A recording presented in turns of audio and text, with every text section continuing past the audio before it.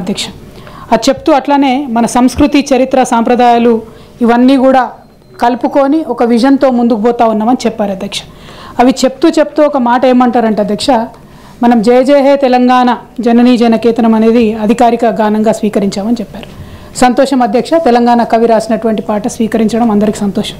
కానీ దానికి ఒక ఆంధ్ర ఆయన మరి మ్యూజిక్ డైరెక్టర్ ఏందన్నది ఎవరికి కూడా అర్థం కానటువంటి విషయం అధ్యక్ష. తెలంగాణ ప్రాంతం యొక్క అస్తిత్వం కోసమే పోరాటం జరిగింది.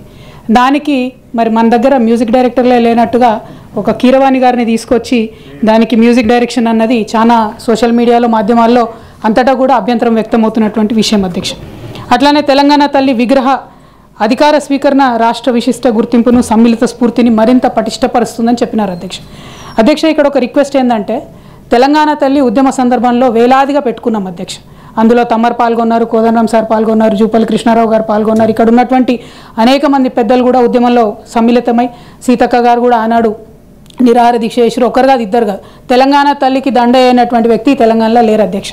కానీ అదే తెలంగాణ తల్లికి కేవలం ఒక గెజెట్ లేదు, ఒక జీవో ఇవ్వలేదని చెప్పి ఆవిడ స్వరూప స్వభావాన్ని మార్చేసి ఆమెను ఒక మామూలు తల్లిని చేసిండ్రు అధ్యక్ష.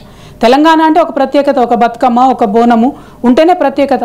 పోనీ మీకు బతుకమ్మ నచ్చలేదు అనుకోండి, బోనం పెట్టేది ఉంటుంది. కేవలం మన తెలంగాణలో ప్రత్యేకత ఉన్నది కదా.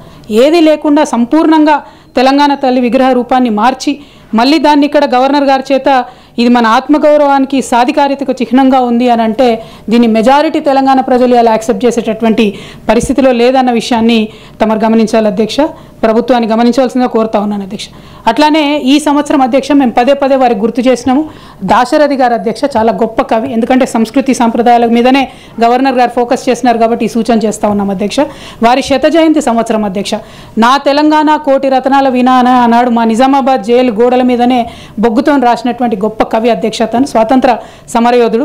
ఇది వారి శత జయంతి సంవత్సరం అధ్యక్ష. ఇంతవరకు ప్రభుత్వం నుండి కనీసం ఒక మంచి కార్యక్రమం కానీ చేస్తామని అప్పుడెప్పుడో 5-6 నెలల కింద ఒక స్టేట్మెంట్ వచ్చింది తప్పితే కనీసం ఒక కార్యక్రమం కూడా లేకపోవడం కొంచెం బాధాకరం అధ్యక్ష. చాలా గ్రాండ్గా అద్భుతంగా వారి యొక్క శత జయంతి సంవత్సరాన్ని ప్రభుత్వం నిర్వహించాలని చెప్పి ఈ సందర్భంగా మేము డిమాండ్ చేస్తూ ఉన్నాం అధ్యక్ష. అట్లానే 11వ పాయింట్లో అధ్యక్ష గవర్నర్ గారు ఏమంటారంటే 2,60,00,000 మెట్రిక్ టన్నుల ఉత్పత్తి రికార్డు స్థాయిలో దేశంలోనే అత్యధిక వరి ఉత్పత్తిదారుగా తెలంగాణ ఆవిర్భవించింది అని చెప్పినారు అధ్యక్ష. దీనిలో మరి కాళేశ్వరం పాత్ర లేదా అధ్యక్ష? కాళేశ్వరం ఉంది కాబట్టే 2,64,00,000 వచ్చింది. అంతకుముందు తెలంగాణ రాకముందు 64,00,000 మెట్రిక్ టన్నులు మాత్రమే మన తెలంగాణ యొక్క పంట ఉండే అధ్యక్ష. 10 సంవత్సరాల్లో ఏం జరిగింది బీఆర్ఎస్ పాలన అని చెప్పి ఇప్పుడు పెద్దలు కోదండరాం గారైనా ఇందాక మాట్లాడిన ఏవిఎన్ రెడ్డి గారు అన్న ప్రతి ఒక్కరు కూడా మాట్లాడుతూ ఉన్నారు అధ్యక్ష. 2,00,00,000 మెట్రిక్ టన్నులకు మరి ఇవాళ వరిధాన్యం ఉత్పత్తి పెరిగిందంటే అది కేవలం బీఆర్ఎస్ పాలనలో, కేసీఆర్ గారి పాలనలో కాళేశ్వరంతోనే పెరిగిందని చెప్పి నేను మాట్లాడుతూ ఉన్నాను అధ్యక్ష. అదేవిధంగా అధ్యక్ష పెద్దలు కోదండరాం గారు మాట్లాడుతూ మనము ఉపాధి మీద పెద్ద ఎత్తున దృష్టి పెట్టాలన్నారు. అది కరెక్టే. కాకపోతే 2,00,00,000 మెట్రిక్ టన్నుల వరిని ఉత్పత్తి చేయగలిగేటటువంటి రంగం ఉపాధి రంగం కాకుండా ఎట్లా పోతుంది అధ్యక్ష? వ్యవసాయ రంగాన్ని ఎందుకు ఇవాళ మీరు సంపూర్ణంగా విస్మరిస్తూ ఉన్నారు? అదే కాళేశ్వరంలో మేడిగడ్డ రిజర్వాయర్ని బూచిగా చూపించి ఇవాళ మొత్తం యావన్ తెలంగాణలో పంటలు ఎండిపోతున్నాయి కదా అధ్యక్ష. తమరి జిల్లాలో తమరికి కూడా తెలుసు అధ్యక్ష. ఇదివరకు కాళేశ్వరం నుంచి ఏం చేసినాం మనం? ప్రతి చెరువుని నింపినాం. వాటర్ టేబుల్ పెరిగింది, 7 మీటర్ల పైచిలకు వాటర్ టేబుల్ పెరిగింది. ఇవాళ నేను చెప్పే స్టోరీ కాదు అధ్యక్ష. సోషల్ మీడియాలో మీరు ఎక్కడ చూసినా రైతులే స్వయంగా వీడియోలు తీసుకొని తమ పంటలు తాము నిప్పు పెట్టుకుంటున్నారు, మేకలను వదిలిపెడుతున్నారు, గోదలను వదిలిపెడుతున్నారు తినేసేమని చెప్పి. ఎందుకంటే వారు ఏం చేయలేని పరిస్థితిలో ఉన్నారు అధ్యక్ష. నా రిక్వెస్ట్ ఏంటంటే అధ్యక్ష, ఉపాధి అంటే కేవలం సూటు బూటు వేసుకొని ఏసీ ఆఫీసులలో కూర్చునేది ఉపాధి కాదు. మన చేత మన ఇంట్లో మనం గొర్రెలు పెంచుకున్నా, చేపలు పెంచుకున్నా, వ్యవసాయం చేసినా, ఇంకో పని చేసినా అది కూడా ఉపాధి అవుతుంది అధ్యక్ష. దాని మీద కూడా దయచేసి చిన్న చూపు చూడవద్దని చెప్పి నేను ప్రభుత్వాన్ని కోరుతా ఉన్నాను అధ్యక్ష. 12వ పాయింట్లో గవర్నర్ గారు మాట్లాడారు అధ్యక్ష. మేము 20,000 కోట్ల రూపాయలు రుణమాఫీ చేసినామని చెప్పి చెప్పినారు అధ్యక్ష. అంతకుముందు ఎన్నికల సందర్భంలో వాళ్ళు ఒక మాట మాట్లాడినారు అధ్యక్ష. 2 లక్షలు మేము రుణం మాఫీ చేస్తాము, మీరు ఇప్పటికైతే ఎవరైనా ₹1,00,000 తీసుకుంటే అర్జెంటుగా బ్యాంకుకు పోండి, రుణం తెచ్చుకోండి అన్నారు అధ్యక్ష. అంటే ఎస్పెషల్లీ అధ్యక్ష, నేను తమరికి కూడా తెలుసు, తమరి జిల్లాలో గిరిజనులు ఎక్కువ ఉంటారు అధ్యక్ష. 10% మన రాష్ట్రంలో గిరిజనులు ఉంటే 20 లక్షల ఎకరాల పైచిలకు వాళ్ళ దగ్గర భూమి ఉన్నది అధ్యక్ష.